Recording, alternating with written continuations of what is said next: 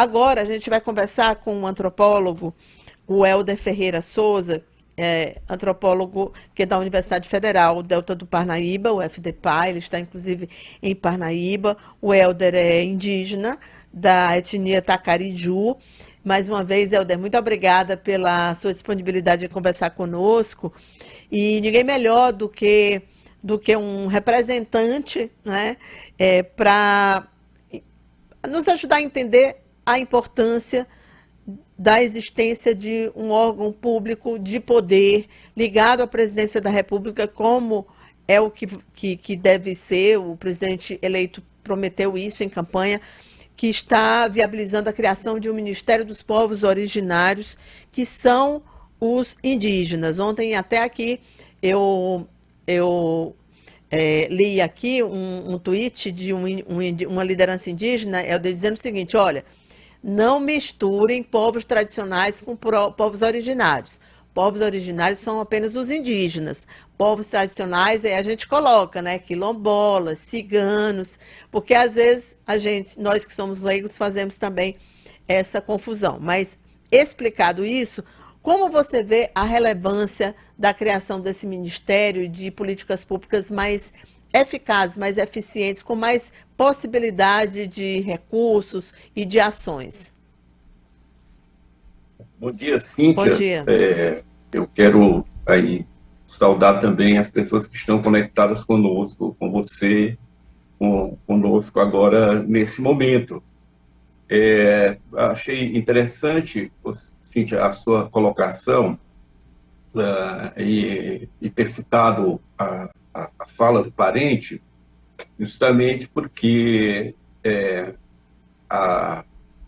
no domingo, então, a prova do Enem, então, suscitou essa discussão, né, sobre povos tradicionais e imediatamente traduzido, ou grande parte disso traduzido, como se dissesse referência apenas aos povos originários.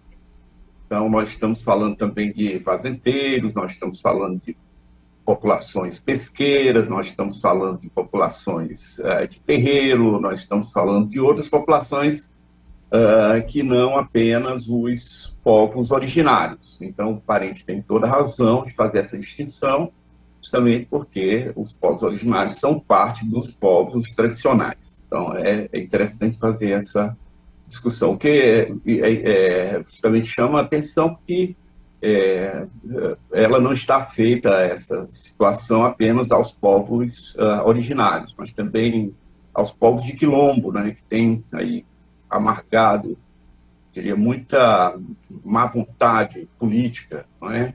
Justamente em função da necessidade da demarcação e da homologação e do registro dessas terras nas terras da União, não é? Como aí o final do processo não é, no caso das terras indígenas, e o início do processo através da Fundação Palmares para os povos, para os quilombolas, não é? Essa questão pode ser mais ampla. No entanto, nós estamos dentro da quadra, não é, de criação da possibilidade de criação de um ministério, não é, o Ministério dos Povos Originários, não é? Lula, o presidente eleito, não é, democraticamente, através do voto, não é? Ele, no dia 16 de outubro, ele falou da criação do Ministério para os Povos Originários nesse país, não é? Bom, essa é uma novidade, sem dúvida, embora não seja a relação do Estado Nacional com os povos originários.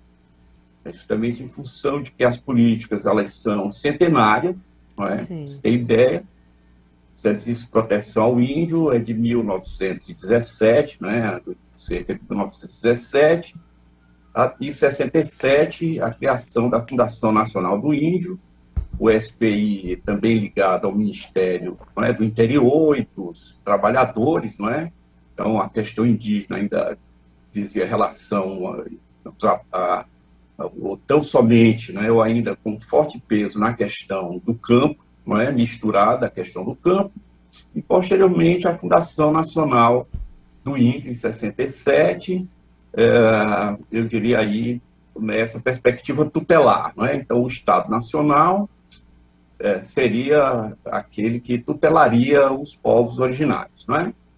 E a Constituição de 1988, não é, que vai marcar de maneira bastante forte, né, a relação, as políticas indigenistas, né, essas políticas do Estado que se voltam justamente para os povos originários, numa nova perspectiva, né, que é justamente aí um capítulo, né, dedicado aos povos indígenas e dentro, né, fazendo parte, eu diria, dos ditames, a, a, a, eu diria, a necessidade de o Estado ainda trazer para a letra as mudanças em relação aos povos indígenas, né? Então, trazer para a letra da Constituição essas modificações dessa relação entre povos originários e o Estado, né? Então, bom, são vários momentos, né, dessa relação. E, por último,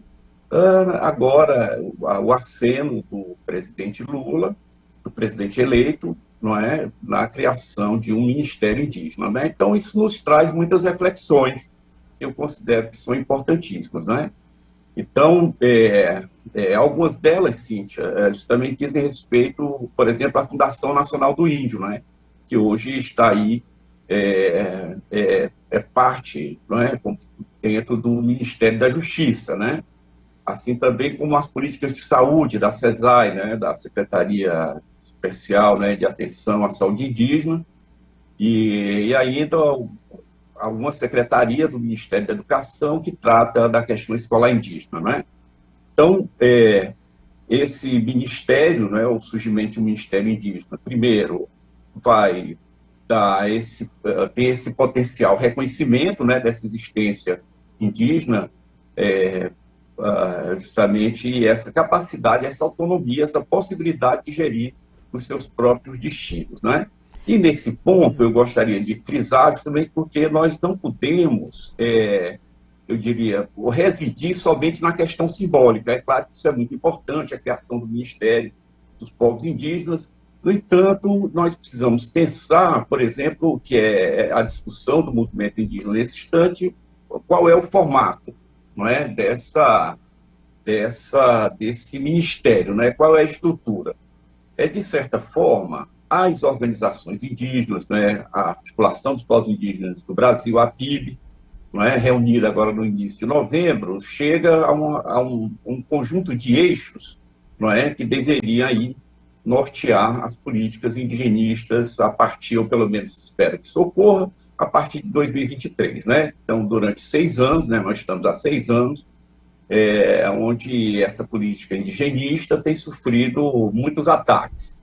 E essa seria, não é, a criação do Ministério Indígena, do Ministério para os Povos Originários, então seria justamente, eu diria, um triunfo nesse sentido da luta dos povos indígenas justamente nesses últimos momentos, né, nessas últimas circunstâncias, né, que estiveram inteiramente em prejuízo, não é? Então, os ataques repetidos às terras indígenas, né? O avanço da mineração, a distribuição da floresta. E aí um outro ponto importante é justamente como é que os povos originários, no caso do Brasil, estão dentro dessa perspectiva que certamente vai ser parte do governo eleito, não é? Que é a questão ambiental. Então, nós, povos indígenas, nós, povos originários, somos 5% da população do planeta.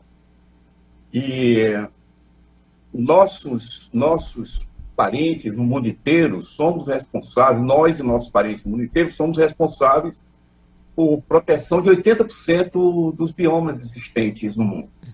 Helder, desculpa, desculpa, é exatamente porque é sobre isso que você está falando que eu queria perguntar. A gente percebe que há uma cobrança do mundo em relação a uma política mais eficiente de proteção dos povos originários. E eu acho que esse aspecto, que inclui também o aspecto ambiental, socioambiental, que você destacou aí, é que traz tanta visibilidade para esse possível ministério, porque há uma expectativa grande do mundo. A gente vê agora na COP27 o protagonismo da Sônia Guajajara, por exemplo, que é cotada, maranhense, deputada federal eleita por São Paulo, mas é cotada para assumir esse ministério.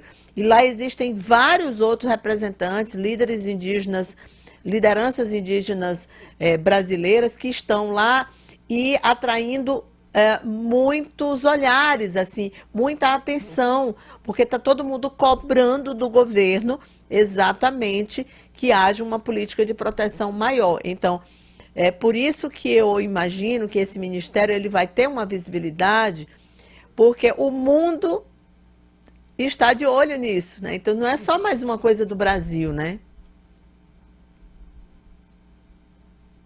Cíntia, eu concordo com a sua observação integralmente.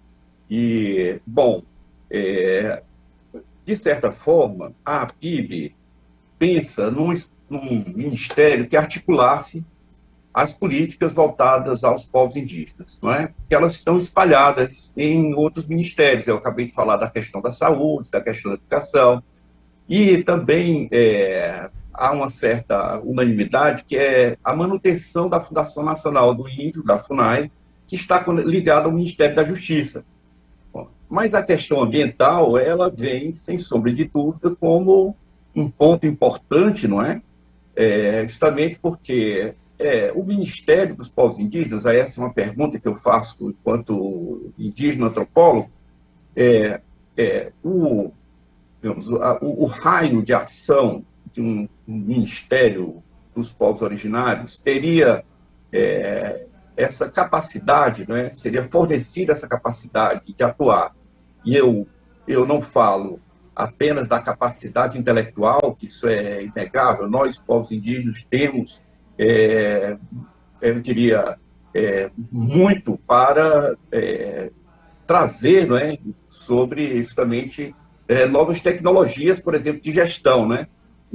Uma questão nesse instante, e a Sônia Guajajara falou sobre isso, justamente o Brasil, nós temos cerca de mais de 170 povos originários, falando cerca ou mais de 240 línguas indígenas. E a Sônia Guajajara ressaltou justamente a necessidade de fazer a consulta aos parentes, fazer consultar as instâncias, porque o Ministério, a possibilidade da criação de um Ministério dos Povos Originários decorre, eu diria, face à luta dos parentes que tombaram, não é? Claro. E os que continuam vivos e que continuam bem vivos, né? Nesse processo de relação entre sociedade não indígena e sociedades indígenas, não é? Que Certo. tem sido prejudicial aos interesses dos povos indígenas, de certa maneira. Então, recuperar simbolicamente, isso é importantíssimo, Uhum. não é? Mas nós precisamos pensar também qual estrutura estará à disposição Claro. não é, em sentido de que possam ser ações efetivadas de maneira que venham a garantir, não é, políticas, não é, eu diria, um foco muito importante na questão territorial, na questão dos territórios, na proteção da diversidade, na proteção da sociobiodiversidade, né, na proteção das florestas, manutenção das florestas. Então, isso tudo é muito importante. E incluir outras pautas, que, vamos dizer, claro, são várias, a questão dos povos indígenas nas cidades, Cíntia Lages. É justamente em função de que os povos indígenas, por exemplo, a questão da educação superior indígena é uma outra questão tão importante quanto, porque ao se deslocarem das aldeias para as cidades, os estudantes indígenas, há muita dificuldade para acesso ao sistema, ao ensino superior, por exemplo, né? Eu vou tomar isso como exemplo.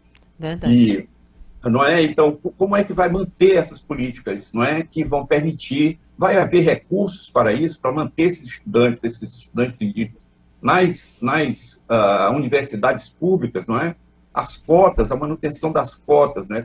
Qual será o papel de um ministério originário, de um ministro dos povos originários, na manutenção, não é, na preservação da política de cotas, né? Nós teremos espaço para discutir sobre isso, para falar qual será a amplitude da nossa ação, da ação dos povos indígenas, no sentido de garantir, por exemplo, cotas e, dentro dessas cotas, não é, a capacidade dos estudantes indígenas, né, ficarem nas universidades, Tá porque, certo. é claro, todos temos como contribuir, todos precisamos contribuir, todos, não é? E os povos indígenas, né, vamos dizer, precisam aí, não é? E aí, de certa forma, a criação do Ministério dos Povos Originários, assim, os povos indígenas sempre são cidadãos de segunda classe, são compreendidos, estão entre os mais pobres das populações nacionais, não é?